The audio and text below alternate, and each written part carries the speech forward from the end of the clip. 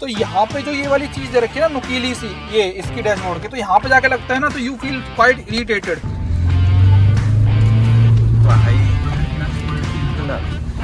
पलटे कितना ये है कि 26 kmpl की माइलेज दे रही है भाई, कुछ महसूस नहीं हो रहा। देखो मैं ऐसे भी गाड़ी को हिला रहा हूँ। हाँ भाई ये देखो कर करने लगा, शीशा तो उड़ेगा इसका नहीं। इतनी में पुरानी वाली थार तो अब तक भाई घबरा जाती। बहुत ज्यादा स्टेबल है, लग ही नहीं रहा मैं थार ड्राइव कर रहा हूँ, रियलिटी बताऊँ। हालांकि शीशे कांपते हैं इसके बहुत बुरी तरीके से। तो हमारा तो भाई ये देख लो 4x4 में मैनुअल ट्रांसमिशन है, 6 गियर आ रहे हैं इसके अंदर, और यहाँ पे ऑटो स्टार्ट स्टॉप का फीचर भी आता है। जैसे ही गाड़ी आप रेड लाइट पे कभी बंद करते हो तो ऑटोमेटिकली गाड़ी बंद हो जाती है। आप जैसे ही क्लच को प्रेस करते हो बिल्कुल डीपली, गाड़ी ऑटोमेटिकली स्टार्ट हो जाती है। लेकिन ये स्टार्ट छोड़ो, यहाँ पे इसका ट्रैक्शन में ऑफ करता हूँ। यहाँ पे ट्रैक्शन ऑफ हो गया है, होल्ड करके रखता हूँ। तो इसमें देखते हैं वो इंडेवर वाली चीज है या नहीं, कि फुली जब ही बंद होता है। तो इसको मैंने होल्ड करके रख रखा है, कुछ भी नहीं, एक सिंगल प्रेस में ट्रैक्शन बंद हो जाता है। तो सबसे पहले भाई ये 150 bhp वाली का जरा 0 to 100 करके देखते हैं कितनी देर में जाती है। को फुल रेव करेंगे तो 3000 तक जाती है डीजल वाली बाइक केवल। अब आप पावर का जरा आइडिया लेना, देखना।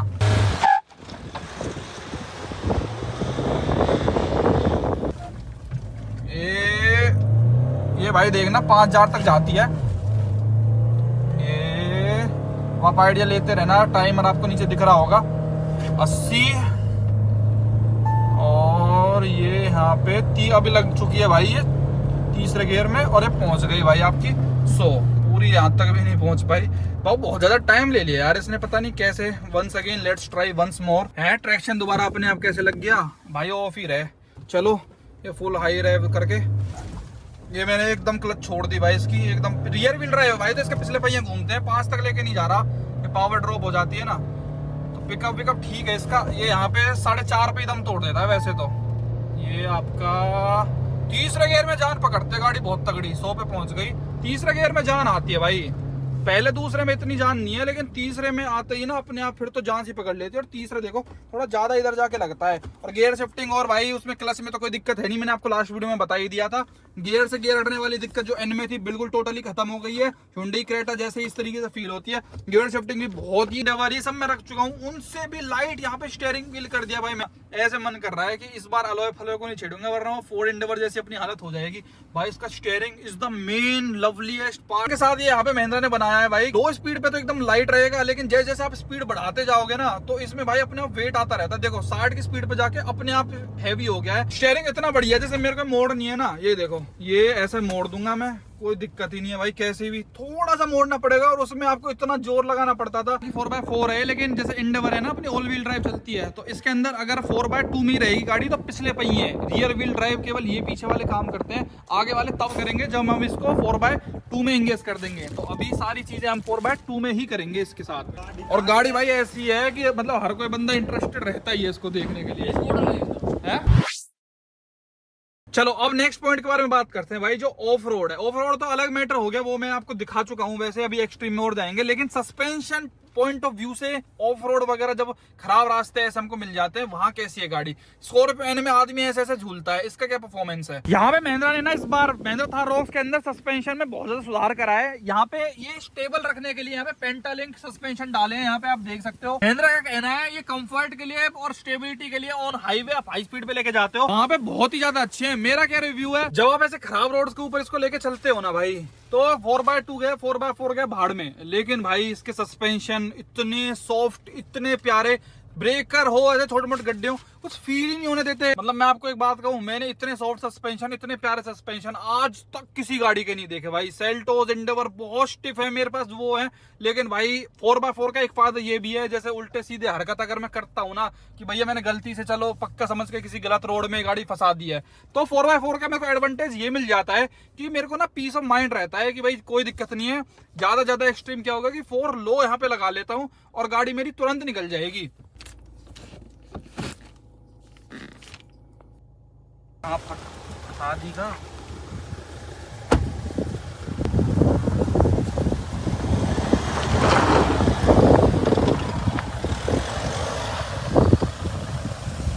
जैसे ही अपना काम हुआ गाड़ी यहां से निकल गई, भाई दोबारा से इसको 4x2 में ही डाल दो। ये लो तुरंत के तुरंत यहाँ पे सब कुछ हट जाता है, नॉर्मल अपने मोड में आ जाती है। इतना ईजी है, 2-4 सेकंड के अंदर आप 4 लो और 2-4 सेकंड के अंदर आप नॉर्मल इसको कर सकते हो। इलेक्ट्रॉनिक वाला जब भी लुपुर लुपुर करता था स्कॉर्पियन में, लेकिन वो सब इसके अंदर नहीं है। जैसे ये सब ऐसे खराब रास्ते हो भाई, ऐसे आप इनमें ना भगा के लेके जा सकते हो। आप अगर कोई छोटी मोटी गाड़ी होगी उनमें आप सोचोगे 1000 बार कि यार यहाँ से स्लो ही लेके चलता हूँ, लेकिन ड्यू टू इट सस्पेंशन भाई ऐसे फील ही नहीं होता कोई नीचे गड्ढा है कुछ, और लिटरली ब्रेकर्स वगैरह तो फील ही नहीं होते। आप जंप कुदा देते हो, इतने प्यारे सस्पेंशन भाई, मतलब किसी गाड़ी के ही देखने को मिलेंगे आपको, बहुत ही अच्छा। अब रोक्स का फायदा ये देखो, अब जैसे हम लोग यहाँ से निकल रहे थे गांव में से, तो ये पीछे अंकल आंटियों ने हमसे बोला कि आगे मत लेके जाओ, यहाँ पे लट्ठा टूटे पड़े हैं। लेकिन मैंने कहा करंट ना है ना बस इन तारन में, आप ये बताओ। कह रहे ना करंट तो ना है। मैं कह रहा फिर अच्छा, अरे नहीं वो तो आगे तक टूटे पड़े हैं। ये तो चलो मैं समझ रहा था ये तो पार हो जाएंगे, ये तो ऊपर लटक रखा है बहुत ज्यादा। ये सब तो भाई थार में मतलब पता भी नहीं चलता। ये देखो, ये लो भाई, ये सब तो ये छोटी गाड़ियों वाले डरते होंगे, लेकिन मैं चाहूँ तो सारे लट्ठों को क्रॉस कर सकता हूँ। बट वो वाला तो भाई चल देखो थार हो, वो तो बस उसके लिए तो एरोप्लेन चाहिए होगा, उस वाले को तो जब निकाल लेगा, या फिर वो छोटी थार आती है ना वो नकली बच्चों वाली, वो उसके नीचे कर निकल जाएगी, बस इतना हो सकता है।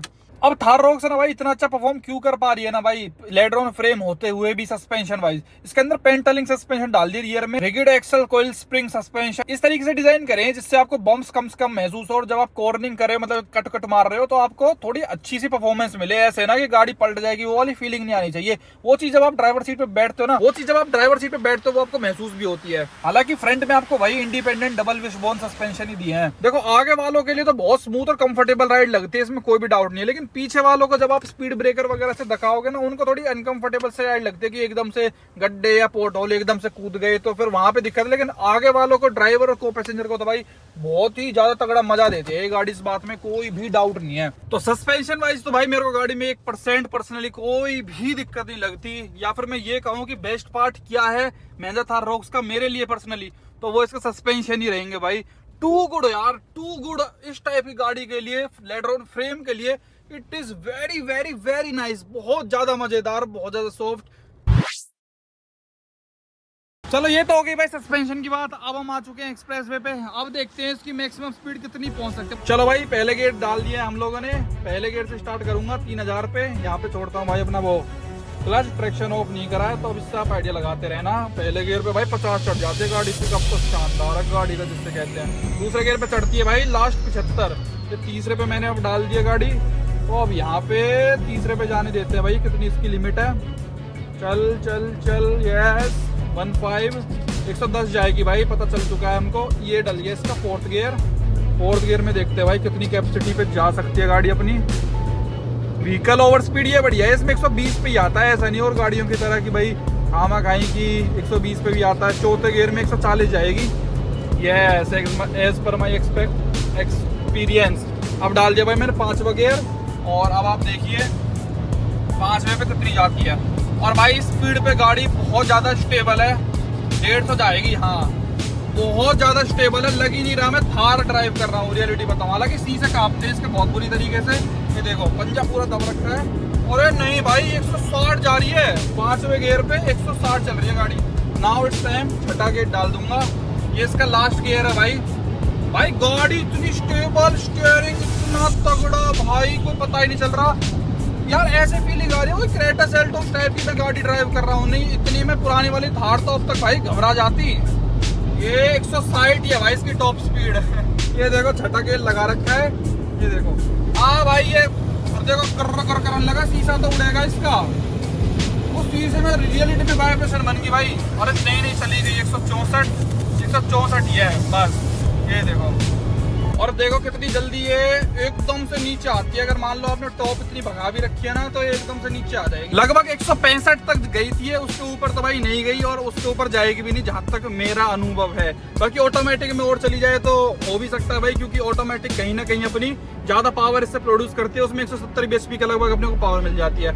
लेकिन भाई 150 तक भी गाड़ी में कोई भी स्टेबिलिटी इशू नहीं लगा भाई मेरे को। अब उस पर तो मैं बॉडी रोल चेक नहीं करूंगा, लेकिन मेरे को जो ORVM है ना, ये थोड़ा डर दे रहा था, ये ऐसे गिर पता नहीं है, क्योंकि ये पुरानी वाली थार का ही चिपका दिया, और थोड़ा सा ना ऐसे रेक्टेंगल शेप में है, तो ये ऐप दे रहा है। वरना भाई अब जैसे 100 की स्पीड पे 110 की स्पीड पे गाड़ी चल रही है, भाई कुछ महसूस ही नहीं हो रहा। देखो मैं ऐसे ऐसे भी गाड़ी को हिला रहा हूँ, तो ये सब मेहरबानी सस्पेंशनों की वजह से है। कोई गाड़ी में भाई कोई बॉडी रोल और वो सब चीज ही नहीं है यार। इलेक्ट्रॉनिक स्टेबिलिटी कंट्रोल बहुत अच्छा काम करता है और इसमें एज अ स्टैंडर्ड दिया है। जो स्कॉर्पियो में इन्होंने कंजूसी करी है ना कॉस्ट कटिंग की, भाई Z2 में भाई इलेक्ट्रॉनिक स्टेबिलिटी कंट्रोल ही नहीं दिया है इतनी बड़ी गाड़ी के हिसाब से, वो इसमें नहीं है भाई। एज अ स्टैंडर्ड मिलता है और बहुत अच्छे से वर्क करता है। हालांकि रोड नॉइज थोड़ी सी ज्यादा है भाई इस गाड़ी के अंदर। और एक चीज हो रहा है, इन्होंने अकाउस्टिक विंडशील्ड लगाई है इस वाले वेरिएंट में, MX5, AX5 और उससे ऊपर AX7 में। नीचे वालों में वो नहीं है। स्टिल ना बाहर की नॉइज अंदर आती है, नो डाउट। रोड नॉइज है गाड़ी के अंदर बहुत ज्यादा। और अकाउस्टिक विंडशील्ड किसी भाई को नहीं पता तो मैं बता देना चाहता हूँ। इसका मतलब होता है कि आपका कम से कम नॉइज अंदर आएगी गाड़ी के अंदर। आपको बाहर के नाप से नाप चीजें सुनाई नहीं देती, लेकिन बाहर की नॉइज आती है भाई इस स्पीड पे। कम स्पीड पे नहीं आती, लेकिन 100 की स्पीड पे वही वाली फील आ रही है। जैसे इंडवर में हमारी में बड़े अलॉय लगने के बाद, मड टेरेन के बाद आता है ना, तो ऑल टेरेन टायर की मेहरबानी है। क्या है, इंसुलेशन इतना प्रॉपर नहीं है। 100 की स्पीड पे आपको नॉइज अंदर म्यूजिक चला लोगे तो वो दब जाएगी। लेकिन अगर आप वो पीस ऑफ माइंड ढूंढते हो, जैसी पेट्रोल गाड़ी में लोग बाग ढूंढते हैं, वो चीज एक्सपेक्ट मत करना है। विंड नॉइज और वो सब चीजें आपको सिरदर्द लिटिल इस गाड़ी के अंदर कर सकती है भाई। इस चीज में स्कॉर्पियन बहुत बढ़िया है। उसको 120 का 140 चला लो, लेकिन बाहर की नॉइज 1% भी अंदर नहीं आती। तो ये अकाउस्टिक विंडशील्ड का तो मुझे ऐसा कुछ खास मतलब लगता नहीं है कि कुछ असरदार है। लेकिन इन गाड़ियों को मैं स्टिल रिकमेंड करूंगा। तो मैंने जस्ट टेस्टिंग पर्पस के हिसाब से दिखाया। 100-110 तक ही आप चलाओ तो ज्यादा बेटर है भाई। और पलटाने को तो बहुत लोग कहेंगे लाओ मैं पलटा देता हूँ, पलट जाएगी। अब इतनी हाई स्पीड पर आप एकदम बहुत ज्यादा कटुकुट करोगे, वो भी यार एक तरीके से मशीन है, इलेक्ट्रॉनिक स्टेबिलिटी कंट्रोल है। एकदम ऐसे मैं नहीं करा कि नहीं पलटी, पलट जाएगी। पर नॉर्मल रियल लाइफ में, डे टू डे लाइफ में अगर मान लो आपको इमरजेंसी में एकदम कट लेना पड़ गया, तो वहां तक आपका साथ दे देगी डिस्पाइट ऑफ इतनी ऊंची, इतनी भारी है। बहुत ये इरिटेटिंग है। म्यूजिक चला लो ठीक है, अगर शांत स्वभाव से आपका जाने का मन करता है कि बतराते हुए ट्रिप पे जाएं, ये आपको बहुत ज्यादा इरिटेट करेगी ये वाली चीज। और बात रही पिकअप की, भाई पिकअप की तो बस पूछो मत ना। आपको जस्ट एक गियर डाउन मारना है और RPM एकदम उठता जाता है। मतलब मस्त भागती है एकदम से। आपको कॉर्निंग वार्निंग करने में मजा आता है, तो आपको वहां पे ये गाड़ी उदास नहीं करेगी, एकदम से पिकअप बनाएगी। पिकअप बहुत ही अच्छा है। 150 bhp वाली होते हुए भी इसमें मेरे को कोई ऐसी शिकायत नहीं है। पिकअप एकदम ओके है, बस विंड नॉइज की दिक्कत है। और अगर आप माइलेज की बात करते हो तो भाई मैनुअल में है गाड़ी, 11 की माइलेज दे रही है। इसको मैं बहुत गंदी रेस तरीके से चलाता हूँ, लेकिन स्टिल 11 की दे दिया। और अभी तो आपने देखा ही क्या स्पीड पे हम लोग इसको लेके आए हैं। यहाँ से चलो एक बार और इसको रिसेट कर देता हूँ, तो थोड़ा इस पे ऐसे नॉर्मल 80-100 पे 80-90 की स्पीड पे लेके चलूंगा, तो ये आपके सामने एवरेज फ्यूल इकोनॉमी अभी आ जाएगी। अच्छा एक चीज और है, 65 किलोमीटर गाड़ी हमको चली हुई मिली थी और फुल टंकी मैंने करवाई थी, तो 417 किलोमीटर चल गई। उसके बाद लगभग 300-350 किलोमीटर चल चुकी है उसके बाद, और अभी भी इसके अंदर लगभग 40% फ्यूल बाकी है। तो माइलेज मेरे ओपिनियन में 20 kmpl की माइलेज दे रही है, but this is totally fake. इस पे बिलीव मत करना। इतनी माइलेज दे दे तो भाई मैं तो गंगा जी से नहाया हूँ। चलो टॉप स्पीड टेस्ट भी हो गया, सारे टेस्ट हो गए भाई। अब लास्ट इसका ब्रेक टेस्ट बच जाता है। इसमें चारों डिस्क ब्रेक दे रखी है महिंद्रा वालों ने 4x4 वेरिएंट्स के अंदर। हालांकि अगर आप रियर व्हील ड्राइव लोगे 4x2 तो उनमें पीछे की तरफ ड्रम ब्रेक्स आएगी। केवल AX5 और AX7L टॉप मॉडल्स में ही automatic manual 4x2 rear wheel drive में भी डिस्क ब्रेक आएगी। तो यहाँ पे भाई 80 की स्पीड में मेंटेन करूंगा, उसमें देखते हैं। Let's go.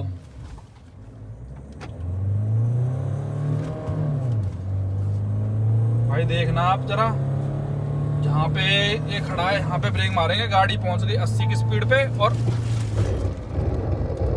पूरा पेडल मैंने दबा दिया।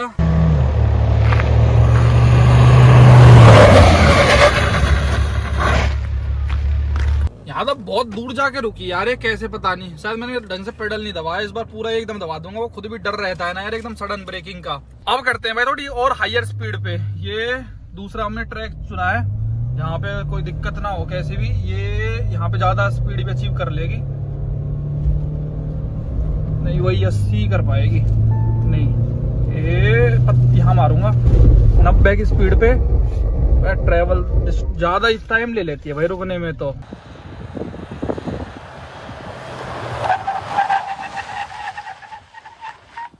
ब्रेकिंग तो थोड़ी ऐसी ही है। मैंने अब की बार तो पूरा पेडल दबा दिया था, तो आपने देख लिया भाई कहाँ ब्रेक मारी, कहाँ से कहाँ आके रुकती है।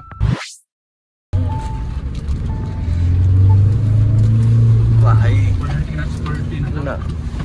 पलटी कितना ओ भाई, टेंशन वगैरह कर दी इन्होंने। मजे वाली बात, एक थार रॉक्सी है और एक थार नॉर्मल वाली होगा। ओ तो पलट जाती इतने में, तो मजा आ गया भाई। कुछ चीज बनाई है। इसी थोड़ा स्लो कर देते हैं। बहुत ज्यादा आवाज करता है इसका एसी है ना, ज्यादा पावर है इसके एसी में, ज्यादा ही बहुत ज्यादा अंडर थाई सपोर्ट की कमी है यहाँ पे। आप देखोगे आपको महसूस होगा, ये आप आफ्टर मार्केट आपको करवाना पड़ेगा। XUV 3XO जैसी सीट इसके फील होती है यार, मतलब सीटिंग में मैनुअल के अंदर। तो ये भी एक इशू वाली बात बनती है कि मैं अपना पैर अगर हाईवे पे क्रूज पे लगा ड्राइविंग ना, तो आपका जो पैर है ये वाला, तो यहाँ पे जो ये वाली चीज दे रखी है ना नुकीली सी, ये इसकी डैशबोर्ड की, तो यहाँ पे जाके लगता है ना तो यू फील क्वाइट इरिटेटेड। तो ये लंबे लोगों के लिए थोड़ी दिक्कत इशू क्रिएट करेगी भाई ये वाली चीज। छोटे लोगों के पैर तो चलो ऐसे हो, चलो जब भी ठीक है, ड्राइविंग करते टाइम आप एडजस्ट कर सकते हो। सबसे बुरी तो मुझे ये लगी, इसको तो हाइट के अकॉर्डिंग उठा लो आप, लेकिन ये फिक्स्ड है ना, केवल आगे पीछे हो सकती है। तो ये सीट तो बहुत ज्यादा ही बेकार लगी मुझे को पैसेंजर साइड लॉन्ग जर्नीज के लिए।